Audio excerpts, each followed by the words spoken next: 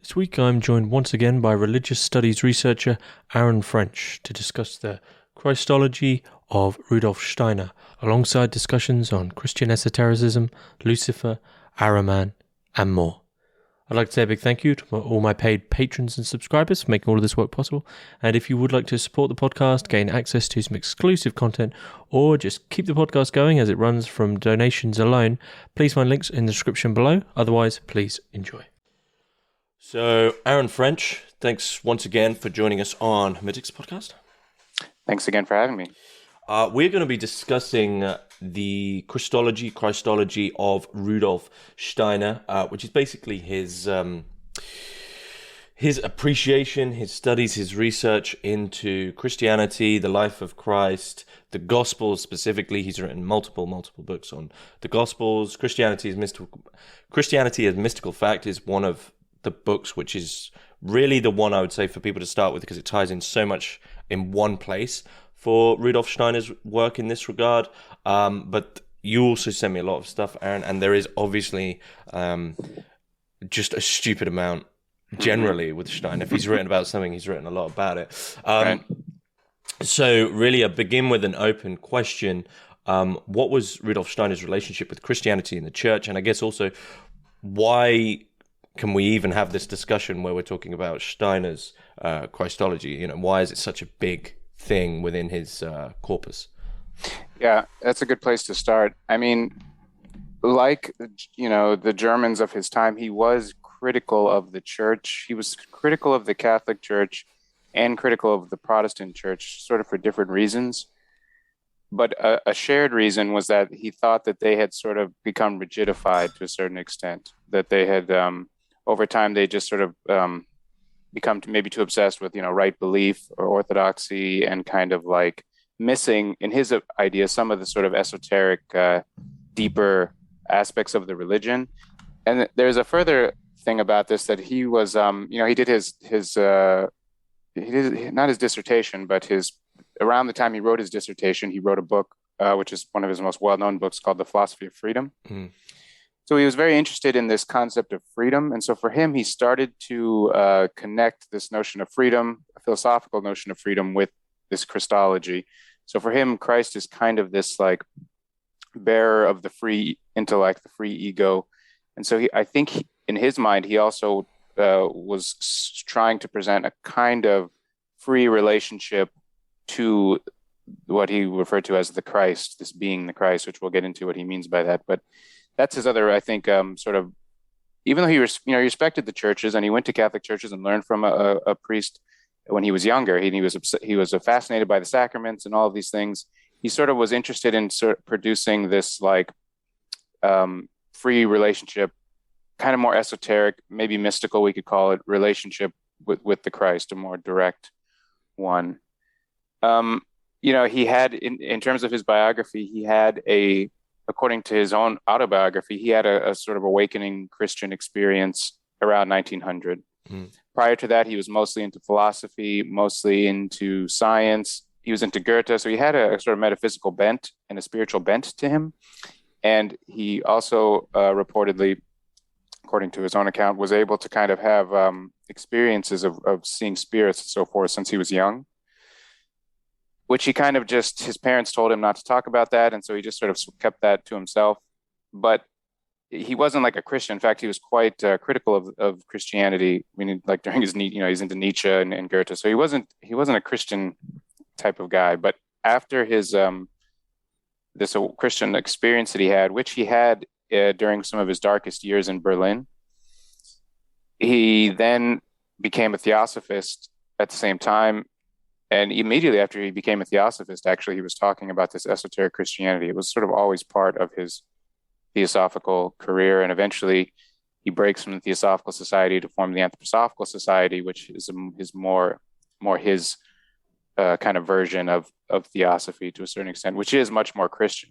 In fact, when he broke from the Theosophists, the head of the Theosophy at the time, Annie Besant, called him a Jesuit, that he had been infiltrated by Jesuitism, and that's why he was now kept going on about the importance of this Christian stuff.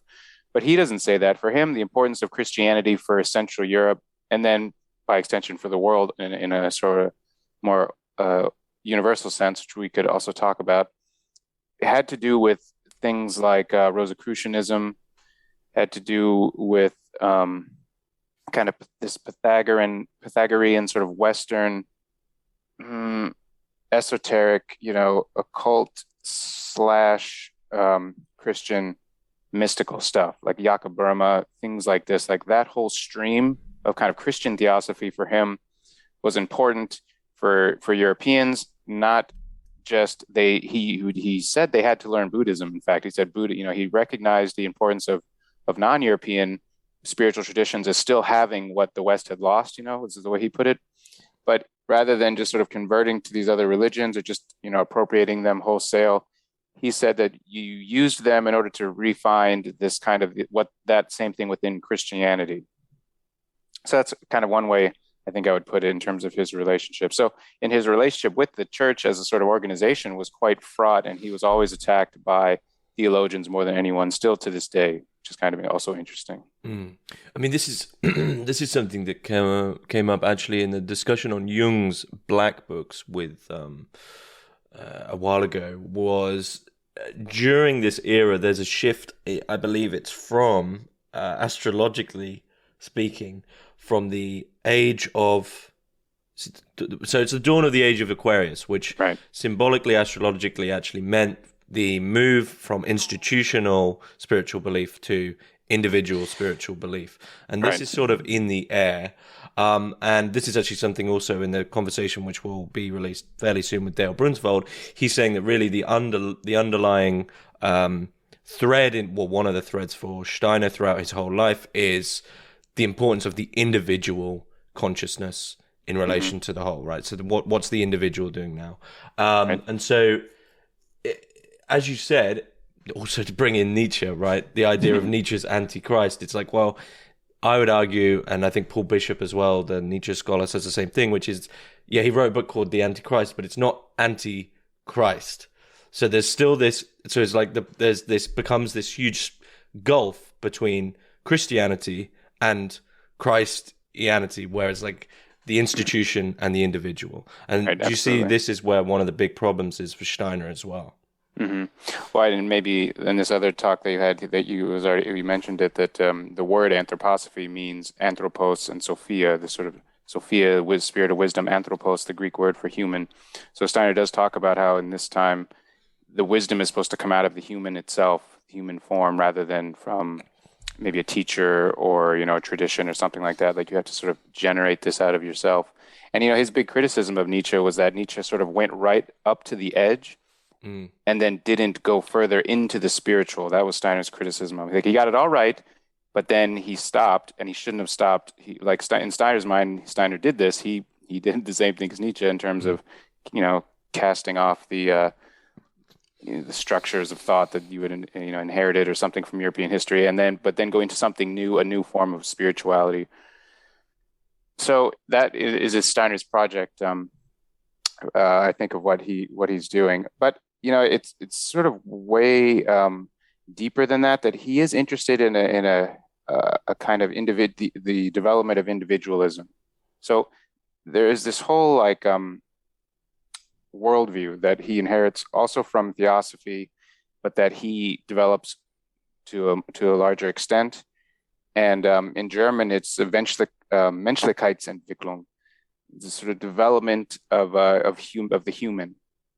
And it's sort of like Menschlichkeit is like humanity. So that's in English, you might refer to this as like the evolution of consciousness, sometimes how it's thought. And he does talk about that, but it's related also to, he talks about Kulturstufe, the levels of culture developing over time, but it's really humanity itself is developing over time. And the world itself, the earth, is developing, going through a developmental evolutionary process.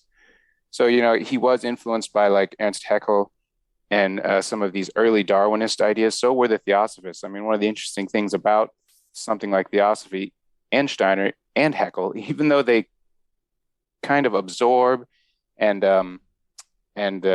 disseminate this social Darwinism, they were, in a certain sense, much more open to scientific discoveries than some of the more religious institutions who were very concerned that this was going to get rid of their religious beliefs about how old the Earth is, how old the universe is.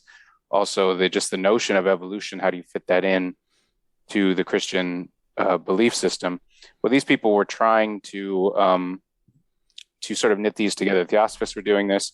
It had some interesting and problematic results. It sort of had both, But Steiner was also big on this, of sort of trying to stitch together the idea of evolution. And he has evolutions of culture, evolutions of consciousness, evolution of humanity is sort of the main thing. And linking this evolution to stages in history and also to the evolution of the world. So I mentioned this to say that in his reading, which is also a product of its time, this evolution of Menschlichkeit, of consciousness, starts in a sort of embedded wholeness and develops over time into distinct individuality of human beings experiencing themselves as an individual ego. And of course, and he's not the only person to have this kind of worldview at the time, but this is sort of Eurocentric view that Europeans had achieved this, this individuality.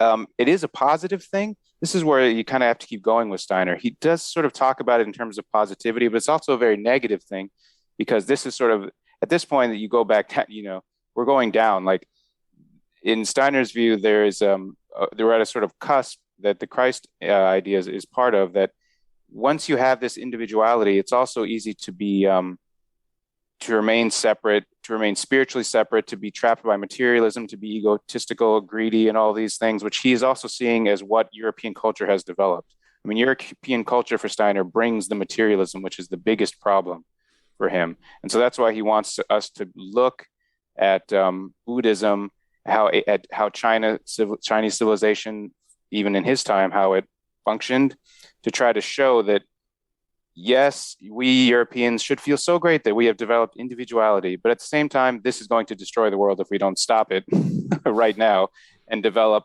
a more holistic, a more spiritual, a more connected view. Mm-hmm, mm-hmm. I mean, this is something I've been reading about lately, actually, so maybe you can situate Steiner here. I mean, we're talking about this sort of synthesis between science and spirituality in a way.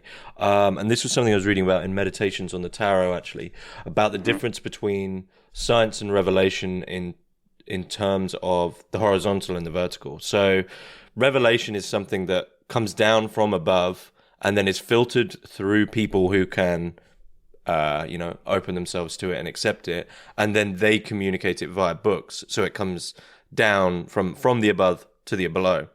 Whereas science basically begins at the below, and then from its facts and from the empiricism, it goes upwards and develops laws and then precepts and then principles, right, of the universe. But its above never really becomes divine because it's still only building it from the below. And so in a way, Steiner is sort of taking a cross section of both of these and saying, look, how they're both super, super important, because without the below, you're not really dealing with the reality that you have at hand. But without the above, you don't really know what your actions are truly mirroring, right? So is that what we could say about Steiner in terms of, is that it's a cross section? Yeah, kind of balance. I mean, his sort of, he comes to have this kind of system that we'll talk about of the Christ as this balancing point between two extremes. One extreme is being he refers to as Ahriman from the Zoroastrian religion, which is quite important, which we can get to. And the other one he refers to as Lucifer. So he says that in the Bible, these two, and through the development of theology, that it was understood maybe as late as the Middle Ages that these two beings were separate, but that they sort of have been conflated into the idea of the devil. But actually, Satan and Lucifer are different beings. One, he says, Ahriman is a better way to think about what Satan represents. There's also an antichrist called Sorat, which is different. Right. Then there is Lucifer. And so the Christ balances between two extremes, Lucifer and Ahriman. They essentially represent, in a very general, simplistic sense, total absorption and revelation. Maybe that's Lucifer. And total materialism, which is Ahriman, which is just the physical reality, no spirit. So pure spirit, pure materiality. And he says that the Christ brings these two together. Why does the Christ bring these two together? Because he's the only being in history who took the purely divine, the purely out there, incarnated into a physical body, purely physical, and experienced death, which no immortal being is supposed to experience. Only humans are supposed to experience that. So this act of sort of a divine being experiencing mortal death on the historical stage, this is what he talks about in Christianity's mystical fact. This brings this ability for human beings to hold this middle point between these two extremes.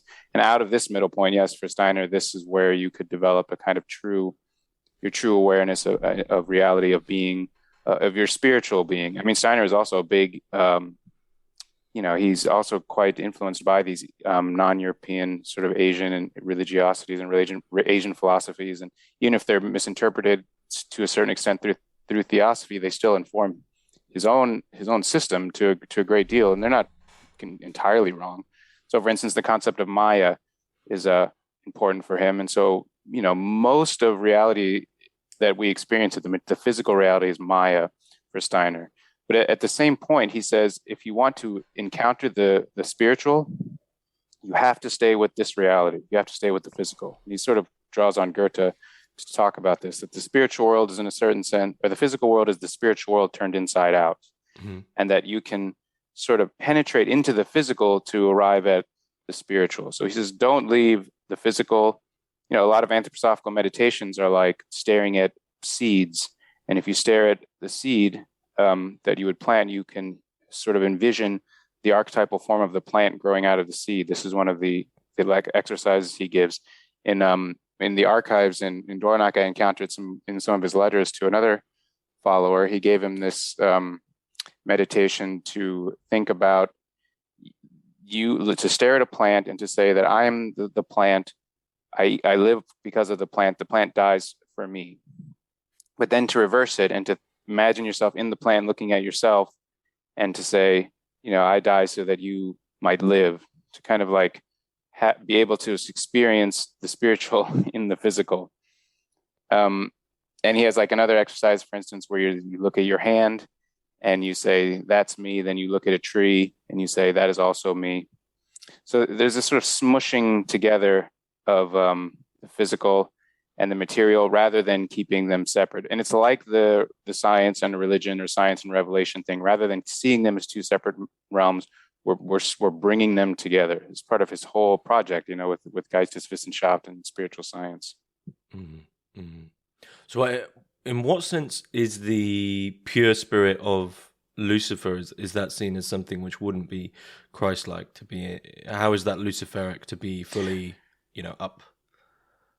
Yeah, the thing is, the whole background to this kind of like Christ mythology that he has is pretty elaborate, and so it's easy to get sort of just caught up in all the little nuances of it, and then to go off on this is what this means and this is what that means. So I kind of want to avoid that, but at the same point, there's no way to sort of understand it without talking a little bit about his worldview, So I think it is, maybe just to step back a little bit, that he has a sort of different reading of all this, the normal Christian biblical and Hebrew Bible account. He has this kind of esoteric reading of all of it. One of the things that's crucial for it, which I hope we get to later, is Manichaeism. So he has a kind of Manichaean. He would not call it Gnostic, but his people who attacked him called it Gnostic. He tried to, maybe he would admit that it was heretical, certain of these beliefs, but he saw Gnosticism as being inspired by Lucifer, actually. And this was a sort of Lucifer takes you into fantasy in a certain sense.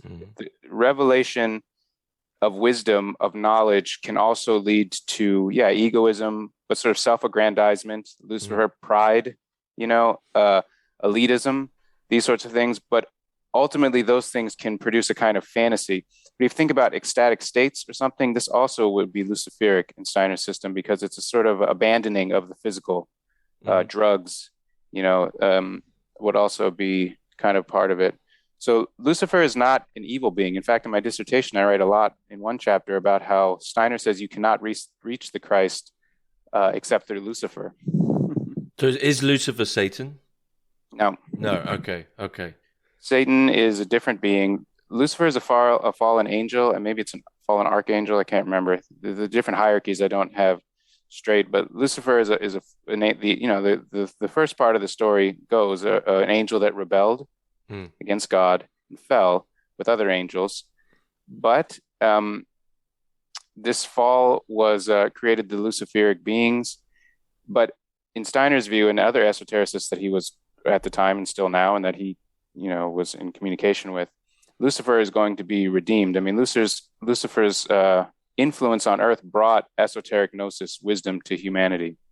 Mm-hmm. It's just that if you go too far into that, you wind up in this extreme of one of these polarities, and then you're in fantasy, or then you're in trouble. You're not holding this middle point anymore. But over time, that Lucifer will actually be redeemed.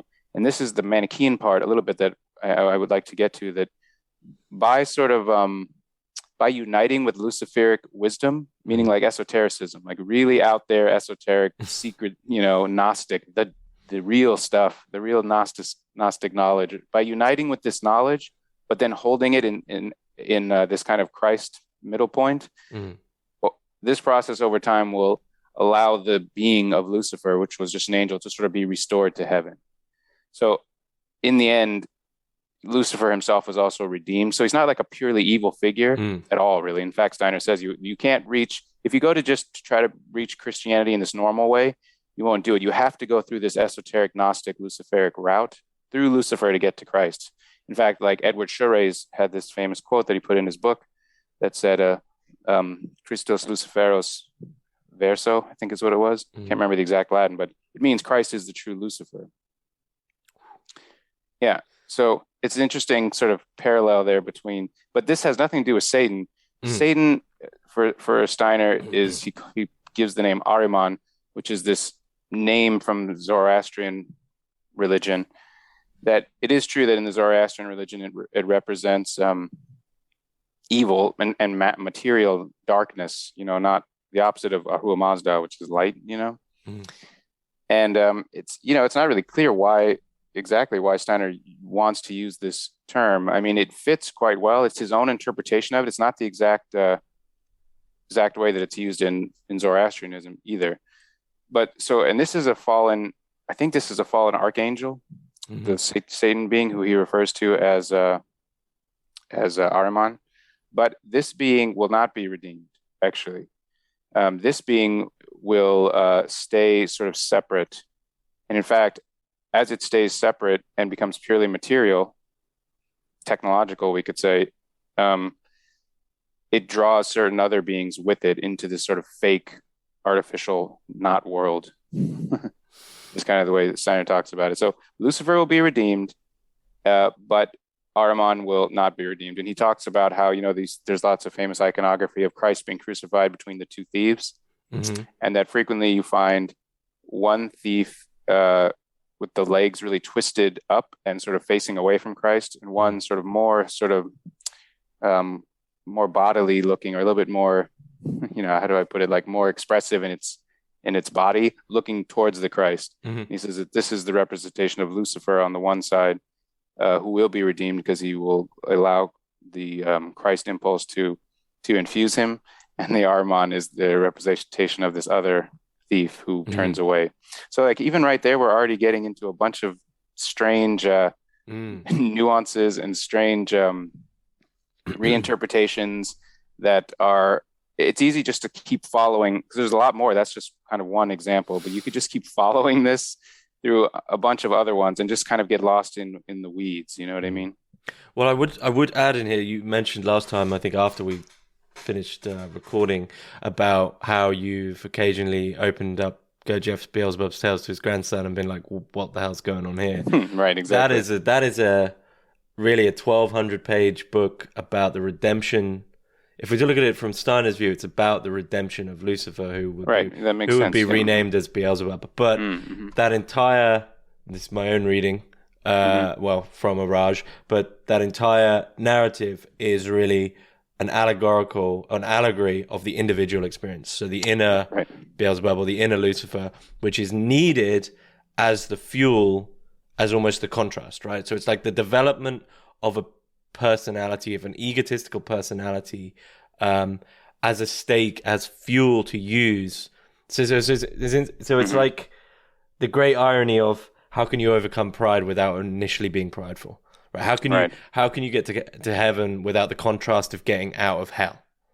Mm-hmm. So it's the great irony of esoteric teaching in a certain sense, especially within the West, is we have the best fuel to become enlightened, quote unquote, because we're almost in hell, right? And that's in a way, strangely, a great starting place to become.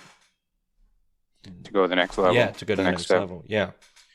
Yeah, and it's interesting that you say that about Gurdjieff, because this idea is not, Steiner develops his own vision of these things in a quite interesting way, but this is not just him thinking about this.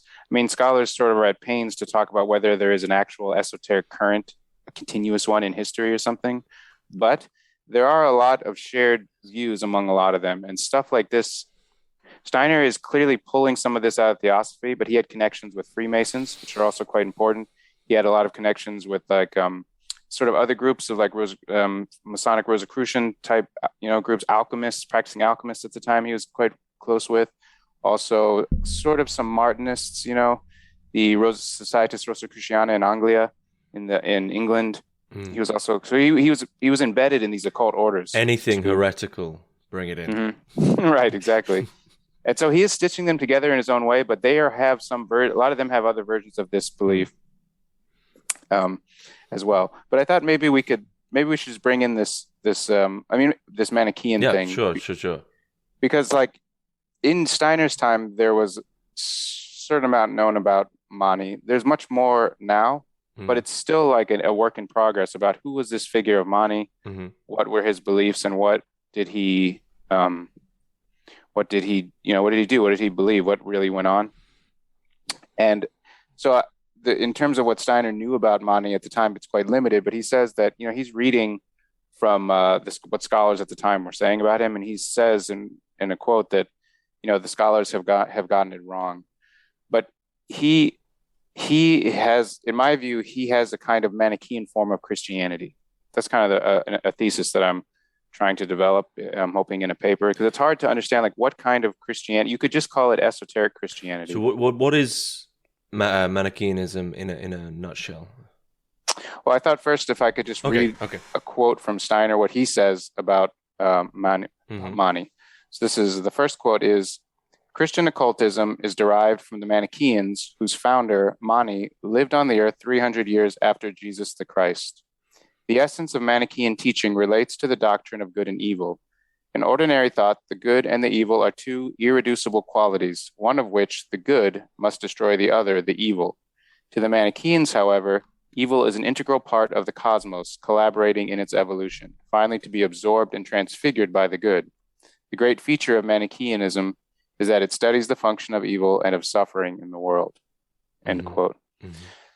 So the cosmology of the Manichaeans, as much as they sort of know it, is that there is a realm of light, of God of light and a God of darkness. It's coming. Mani was a prophet who was, from Persia, sort of inspired by this Zoroastrian of his time, which had come before, but also was having a resurgence, I think, during his time. But he had his own sort of spin on it, and that there, in this cosmology, there was the father of light and the father of darkness, and the realm of darkness attacks the realm of light. So it's a dualism. This is why we have this word Manichaean dualism. It's a dualist system.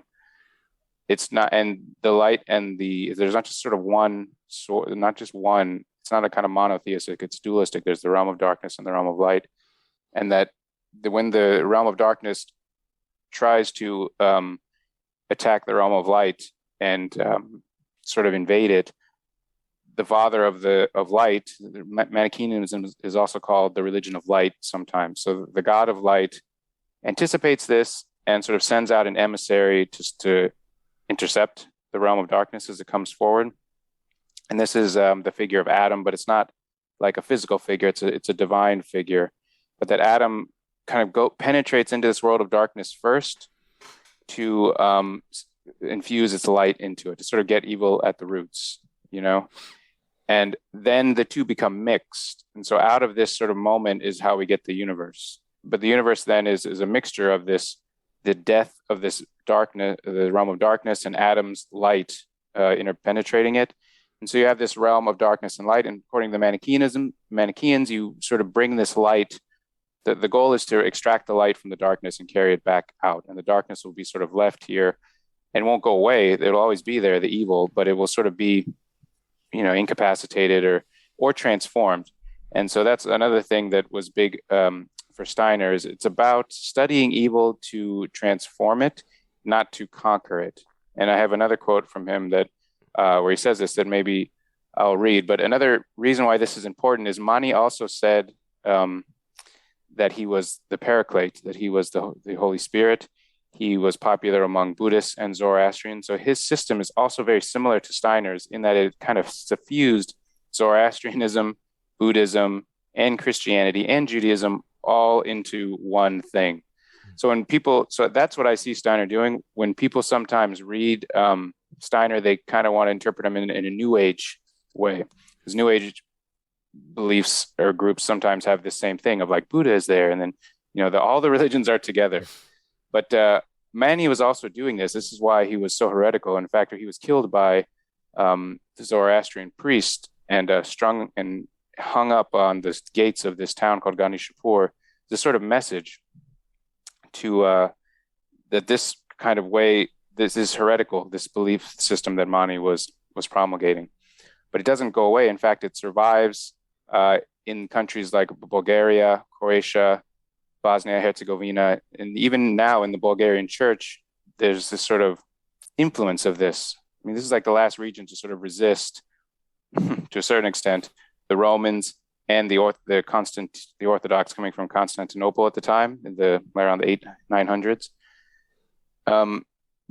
But in the West, it continued in the form, like the Bogomils, or who came about. I don't know if you've heard of them in this region, and this sort of heretical belief, dualistic belief, influenced by the Manichean belief system. But in the south of France, you had the Albigensians and the Cathari, who also had a similar, at least an influence of this dualistic Manichean form of Christianity. And they were, of course, the Cathars were exterminated by the Inquisition in a large number. And this is sort of seen as the end of this heresy. They called the Great Heresy. But in my opinion, Steiner is sort of resurrecting this. Nietzsche is doing it first with his book, sort of reintroducing Zarathustra into modern consciousness.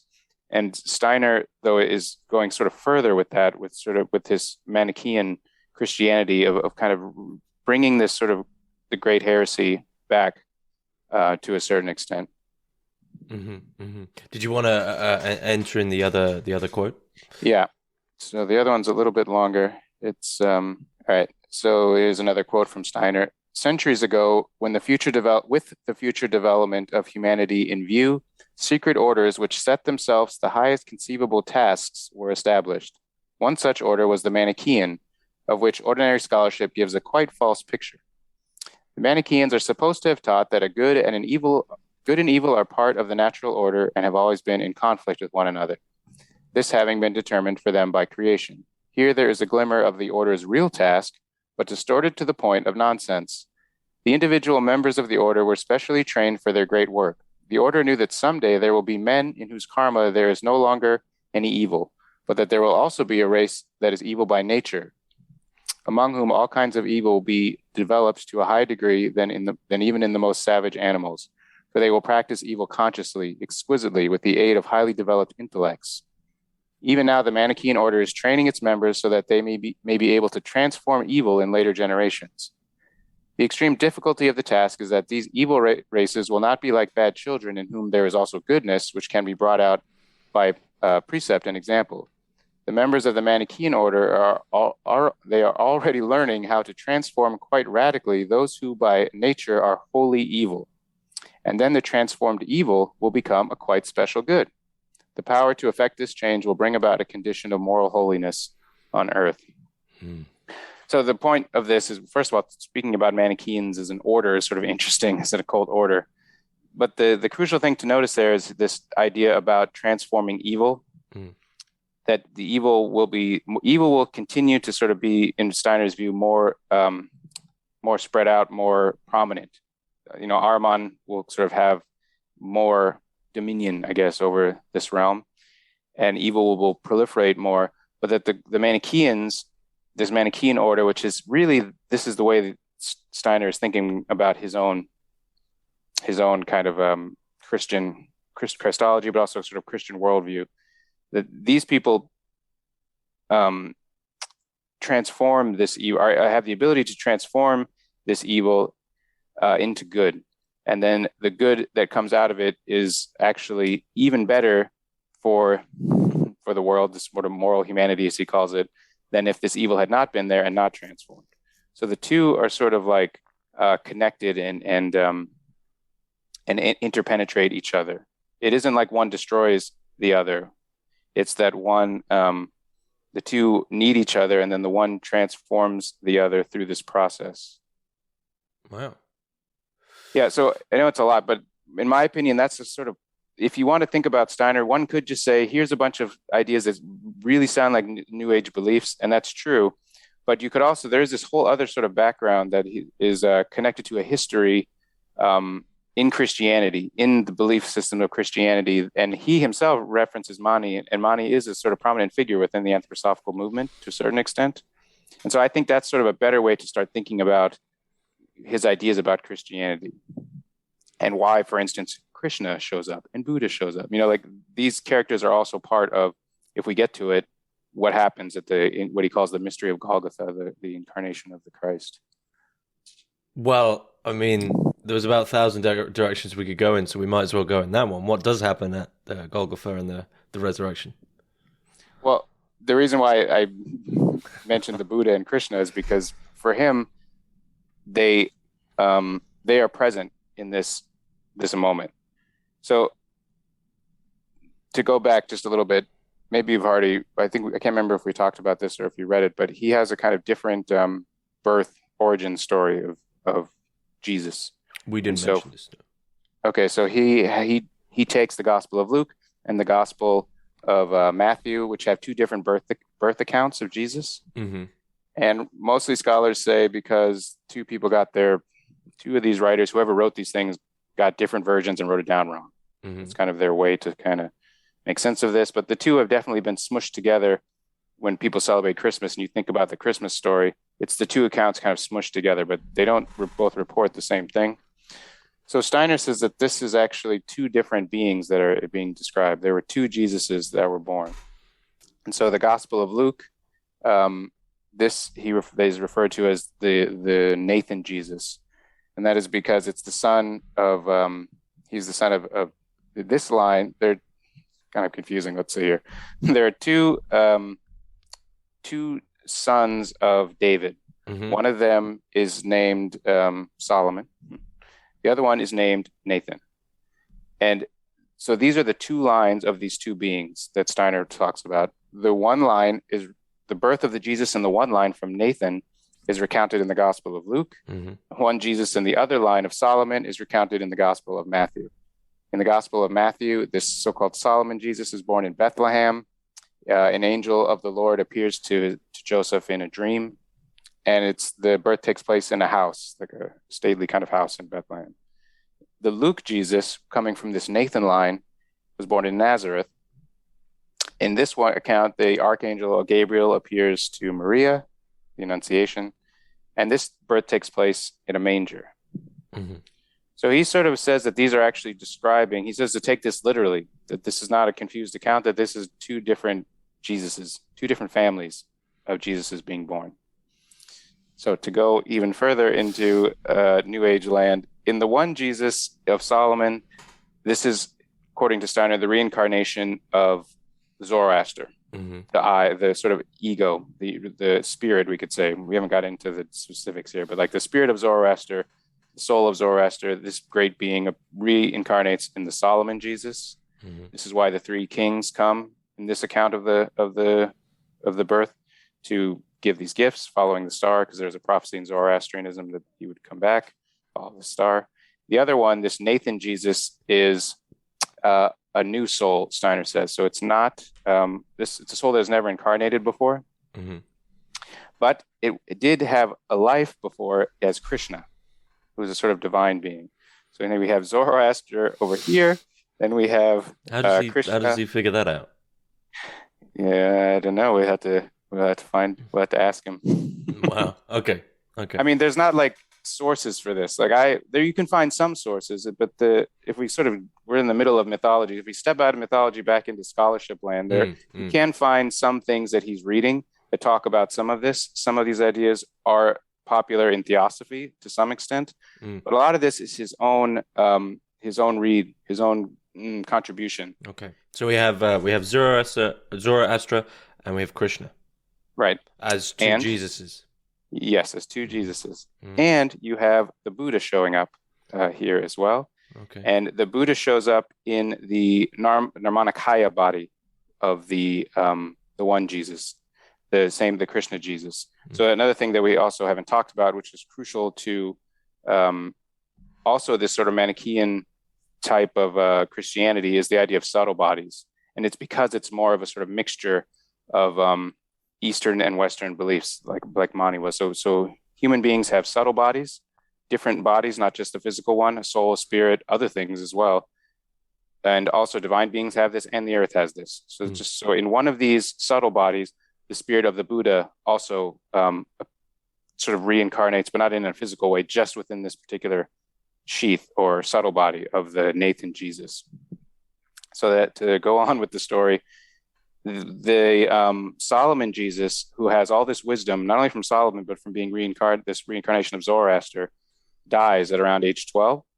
And when it dies, the spirit in it wakes up in the other Jesus. And the other Jesus, who's a new soul born in a manger, kind of has no worldly, know-how whatsoever, suddenly this ancient Zoroastrian divine spirit wakes up in it, and then the two have sort of merged into this Nathan being, this Nathan Jesus body, which was prepared to hold both of these eyes or these egos. At this moment, when the Nathan Jesus wakes up with this other eye, the Zoroastrian ego in it, he then wanders into the temple and starts preaching. And this is why the parents come in the Gospel of Luke and say, what is going on? Why, the rabbis are all listening to Jesus and so forth, this 12-year-old kid preaching in the temple. So that's so he says that moment in the Gospel is actually describing that part of this sort of esoteric history of, Makes complete sense. Yeah. One of the things I wanted to say at the beginning of this talk is, Tertullian said, credo quia absurdum est, means, I believe because it is absurd. There is a kind of element of this, of Steiner, which is, it goes around in a lot of sort of fantastical directions for sure. But when you have sort of all of these religions sort of together in this moment, it's interesting to me that Mani also had kind of similar approach to his spirituality, of sort of bringing all these ideas together. And this is also why, as I mentioned, he was so heretical, seen as so heretical. But to finish, sorry, I know this it goes on actually, if we haven't even gotten to the resurrection, but there are heretical beliefs here for sure that already existed. In some, you can find Gnostic Gospels that kind of talk about two Jesus, the appearance of two Jesuses. You can also find in the Dead Sea Scrolls, for instance, this idea that two Messiahs were going to come, perhaps. So it's not like there is sort of no basis for this, but it's clearly his own sort of visionary story, Steiner's, that is. When he's 30, then there's one heresy that was called adoptionism that was debated frequently, and this was the idea that the Jesus of Nazareth body was adopted by the Christ, by the Christ Spirit. And so Steiner actually holds this view. So in the baptism at the Jordan, I was just about to ask what is happening at the baptism then. This is when this being that I already told the background of this sort of two Jesuses becoming one, Mm. and with Krishna and Buddha and Zoroaster all in there. Mhm. And by the way, this new soul that had incarnated in the manger is this Nathan Jesus. Mm. This was according to Steiner, kind of the copy of the Adam that was held back. Of course. Right. So this is sort of Adam's Obviously. soul. So anyway, this being, this Jesus of Nazareth being, is baptized by John, and this is when the Christ spirit, which is the Son being, one of the Elohim, incarnates into the being and sort of takes it over and uses it as a vehicle for 3 years, and then dies a physical death, a mortal death, goes into the earth and enters into the earth and becomes sort of united with the earth, and the earth begins to shine. So there's about 100 other more sort of layers to this story. It's like when you read anthroposophical literature, they are caught up on all of these details about these sort of different, perhaps weird or heretical beliefs that are part of the kind of vision he gave, But that's sort of in a nutshell his the beginnings of what his Christ, what he calls the mystery of Golgotha. So obviously there is so many loose ends that he would have to tie up in relation to the effects of such beliefs in relation to like the foundations of theology, for instance. So Right. I mean, just to take one clear example, the resurrection as the redemption. What happens to the idea of being redeemed and the idea of sin for Steiner? Mm-hmm. Yeah, I don't know that he talks so much about sin. He talks more about evil. He definitely talks a lot about evil. And there is a redemption. I mean, this moment of Christ for him redeems the whole of humanity to re-spiritualize itself. I mean, in some ways it's the same. It just has this sort of other layer, these other ideas mixed in. I mean, I'm sure that he would think of, I don't know, I'd have to look up the idea of sin, particularly what he thinks about that. I imagine he would just associate it with sort of what it means is like disconnected from the divine. He talks much more about evil and being and materialism, and that this for him is sort of a disbelief in the spirit is like the greatest sin in his time.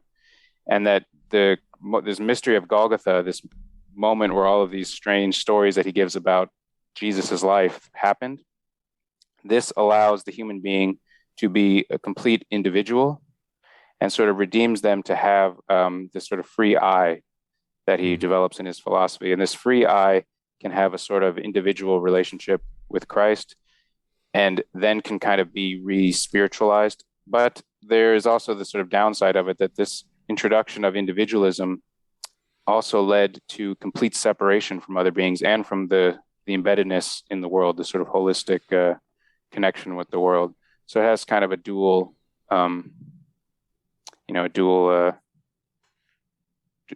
has a good, and it's like a double-edged sword. It has a good side and a bad side.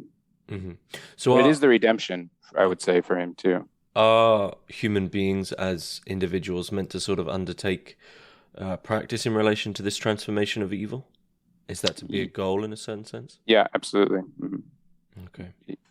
You're supposed to, and this is, the Manikins did it through ascetic practice, how they pulled light out of the evil matter, through asceticism and through meditation and prayer. It's similar with Steiner. Like he has a big part of Steiner's whole system is meditation. Okay. Yeah.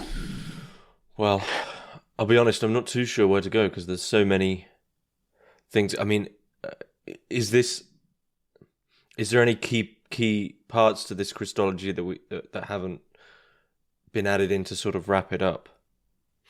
Well, it's funny because after you talk about all that, it's like, yeah, where do you go from there? But this is probably why this sort of thing is usually only talked about, among anthroposophists in their own groups. And even Steiner, when he was talking about these things, he had kind of public lectures he gave, and then he gave private lectures to his sort of esoteric school. And part of it is because it is, it is quite outrageous in a certain sense, or quite expansive. That what are you exactly being told? What are you being given here? For me, I mean, the way I talked about it in my dissertation a little bit is I sort of tried, there's one other person who'd written a book about this in Germany, and I agreed that I saw Steiner as kind of a visionary storyteller. That if a person is having their own visionary experience, some sort of mystical experience, which I think Steiner was having, and then went to tell this story to other people, not so much as like facts, even if he wanted to call them that, but more as like, this is what I've experienced. This is my version of it. Mm-hmm. So I think that's what he was doing. And as I mentioned, there's sort of 100 other layers to this whole thing. I mean, if people wanted to read more about it, just kind of go into what he calls the mystery of Golgotha, is sort of this mysterious event that's misunderstood. I guess the only other thing I would say is we didn't talk about Christianity's mystical fact, what he kind of starts with this whole process. One thing, I guess, to bring in relation to Christ has gone into the earth and that's why it's glowing. I mean, what happens to the notion of Judgment Day? Yeah, he doesn't really talk much about that. In fact, like when he wants to talk about the Book of Revelation, which is extremely important for him, he does more what Gertchev did. That book for him is about initiation, about personal initiation, the stages of initiation, sort of of a person becoming initiated, sort of veiled in like alchemical kind of like esoteric language, something like that. He does have an end game. In my dissertation also, there's a chapter about technology. So Armand does, it's not what the Bible has, where we get the end times thing from the Bible is this Book of Revelation. That for Steiner is, as I mentioned, more about esoteric development. Mm-hmm. But there is a kind of end in this cosmology in that as Ahriman sort of gains more and more power on the earth, then he also incarnates in a physical body like the Christ did. And this sort of brings the sort of death knell. Like this is when Steiner said in that quote that evil is sort of wholly evil. The earth becomes wholly evil at this point. And Ahriman establishes basically a kind of artificial world in which he can trap souls.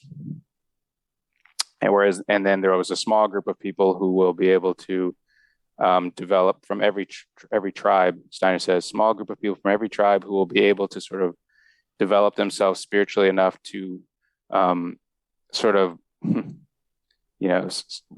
go through this process and survive it and sort of come out the other side. And not a New Jerusalem, but he would, like, if you even just bring up the idea of New Jerusalem, he would have an esoteric explanation for what that means. So that to me sounds like artificially intelligent life extension, right? Like placing consciousnesses into. Yeah, and he talks about that actually. In fact, he says that reason why I found it important is because in this chapter that I wrote in my dissertation, I tried to show that he actually was talking about the problems of like things like transhumanism and artificial intelligence in his own way, in his own time. Other people were too. I mean, there were other people, at the beginning of the 20th century in Europe, freaked out about technology, even in the 19th century, and writing about the connection between technology and human beings. But Steiner adds this whole sort of theological, metaphysical element that there's technology has this sort of Ahrimanic or evil quality to it. And that human beings, in one quote, Steiner says that human beings are going to have to kind of grapple with the connection between humans and machines in the future is going to be like the biggest problem, he says. Mm-hmm. What is the relationship between the two? Because they're going to want to merge, he also talks about, or they will merge. This Manichaean part, which is if you go into anthroposophical communities, there's lots of debates about this as well. Like the Manichaean part does not say to combat evil; it says to merge with it, which is different than fighting it or even resisting it. So there are some anthroposophists, and I don't know where Steiner. I'd have to look again to see maybe where does Steiner fall in this. But for the most part, I think Steiner falls in the camp of accepting. You accept modernity and all the evils that come with it. You don't try to go into a community. I mean, he says that quite clearly, and live off the grid or something. You allow these evils that come with technology, come with materialism into you, and then you spiritualize them. But with technology, as we know, that's a risky. Right. More often than not, more often than not, attempts to use technology for a good very quickly devolve into something pretty dystopian, right? Right. Yeah, and that's why they have debates in these. I read some of their writings that too. doesn't negate the possibility that you can use it for good. It's just that, I guess, looking at it, statistically, most times it has been used it because it is. I mean, yeah, it's a tough question because, of course, evil itself is extremely tempting. Right. So to say like, oh, don't worry, I'm going to walk into there, I'll sort them out. Don't worry, I'll come back. It's like, yeah, okay, but you don't know what being in there is like yet, right? Mm-hmm. So you don't know what they're going to offer you and things like that. So it's like a virtue. It's like an untested virtue, right? Mm-hmm. Yeah, I think he would sort of throw all that aside. Like, let's take an example of, not in his time, but in current times, of like allowing yourself to get a microchip for some reason, for identification purposes, or for opening a door. Opening your doors. Like they have these already for like having these more easy for you. This interpenetration of the technology into the human would be putting evil, like, because he also talks about, and I go into depth in this chapter about how demons are sort of allowed to enter in through the developing machines and technology and constructing things. So putting the chip in you would be allowing, for sure, a demon's into your body. But and this is a good question, because like, would he go with it? Would he tell you to do that or not? Like, there's his sort of philosophical presentation would be, and some anthroposophists would say this actually and do, you should allow it yourself to undergo this rather than resist it. I mean, but that being going into you is different from you going into. That's true, but I think it's more about the uniting with it, And I don't know what he would say about that. I mean, it's a bit tricky actually. You'd have to then, like, his whole oeuvre is also a bit tricky because he mostly gave lectures. Then he had these kind of secret, more esoteric teachings. He only wrote a certain number of books. Then when he died, the Nazis came to power, and there was a huge controversy around that, and a lot of his stuff was destroyed.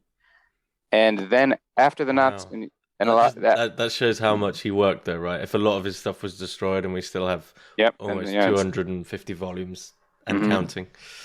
Yeah, it's quite impressive. And then after the war was over, there was then an attempt to reconstruct Steiner again, out of this, and mostly his wife did it. This is the comparison I make in the dissertation, that Weber's wife did the same thing for Weber. Steiner's wife makes a career out of Steiner's writing for him, edits it.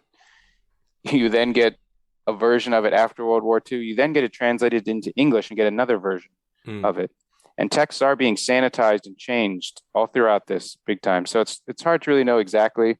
It seems to me, though, that he's definitely giving the message that you should not resist this evil. Just let the demons possess you, and then transform them with your own conscious development in the Christ, something like that. That seems to be what he's saying. But of course, it gets very different if someone's going to come up to you and microchip you by force. Let's say, even, what would he advise in such a situation? I guess if it's by force, he would just say, do it. But should someone then go seek it out? I think that's a different. I mean, I'll be honest with you, and it's a risky thing to say, I guess. I do see remnants of the Catholicism within that worldview, because one of the, there's many Catholic writers who have written about,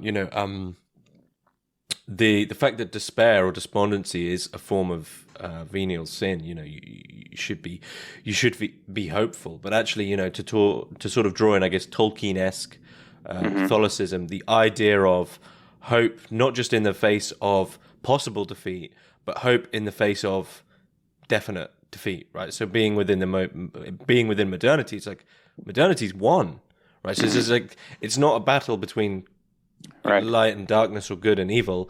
It's like it's an impotent battle on the side of light amidst evil, and that's where true hope is, which is a very well, I guess it's more a Christian thing, but I see it a lot in specifically Catholic writers. So yeah, and as I mentioned, like when Steiner broke with the Theosophists, Annie Besant accused him of sort of his Jesuit. She has some quote from her where she said his Jesuit training got the better of him, or something like that.